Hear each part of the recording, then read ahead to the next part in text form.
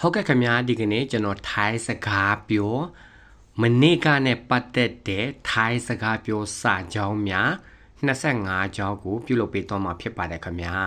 ဟုတ်ကဲ့ခင်ဗျာကျွန်တော်နဲ့အတူလေ့လာကြည့်ကြရအောင်ခင်ဗျာมနေ့ကမိုးရွာတယ်เมื่อวานฝนตก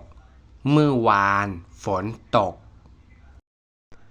มနေ့ကကျွန်တော်အလုပ်သွားတယ်เมื่อวานผมไปทำงาน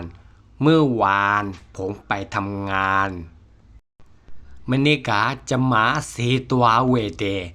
เมื่อวานฉันไปซื้อของ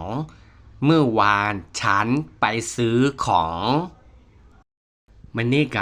ตูနေမကောင်းဘူးเมื่อวานเขาไม่สบายเมื่อวานเขาไม่สบายมနေ့ကကျွန်တော်အိမ်မှာရှိတယ်เมื่อวานผมอยู่บ้านเมื่อวานผมอยู่บ้านมနေ့ကတငယ်ချင်းနဲ့တွေ့ခဲ့တယ်เมื่อวานได้เจอเพื่อนเมื่อวานได้เจอเพื่อนมနေ့ကအလုပ်များလွန်ခဲ့တယ်เมื่อวานงานยุ่งมากเมื่อวานงานยุ่งมากมနေ့ကจะมาทำให้เห็นแช่แค่เดเมื่อวานฉันทำกับข้าวเมื่อวานฉันทำกับข้าวมနေ့ကตูมาลาบูเมื่อวานเขาไม่มาเมื่อวานเขาไม่มามနေ့ကကျွန်တော်စောစောအိပ်တယ်เมื่อวานผมนอนเร็วเมื่อวานผมนอนเร็วมနေ့ကตูพมมาแซบูเมื่อวานเขาไม่โทรมาเมื่อวานเขาไม่โทรมา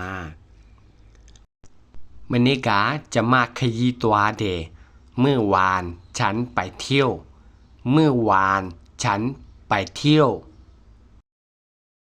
มနေ့ကအရန်ပူတယ်เมื่อวานร้อนมากเมื่อวานร้อนมาก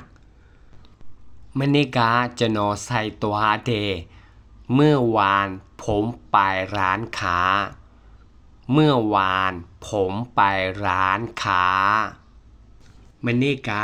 ตูစိတ်မကောင်းဘူးเมื่อวานเขาอารมณ์ไม่ดีเมื่อวานเขาอารมณ์ไม่ดีมနေ့ကจะมาအလုပ်နောက်ကျတယ်เมื่อวานฉันไปทำงานสายเมื่อวานฉันไปทำงานสายมနေ့ကသူ့ကိုတွေ့ခဲ့တယ်เมื่อวานได้เจอเขาเมื่อวานได้เจอเขามနေ့ကကျွန်တော်ပိုက်ဆံသုံးခဲ့တယ်เมื่อวานผมใช้เงินเมื่อวานผมใช้เงินมနေ့ကจะมาสามภาพบูเมื่อวานฉันไม่ได้อ่านหนังสือเมื่อวานฉันไม่ได้อ่านหนังสือมနေ့ကตูအရန်ปีบาแค่เด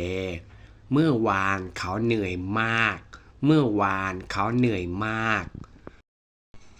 มနေ့ကကျွန်တော်လေ့ကျင့်ခန်းလုပ်တယ်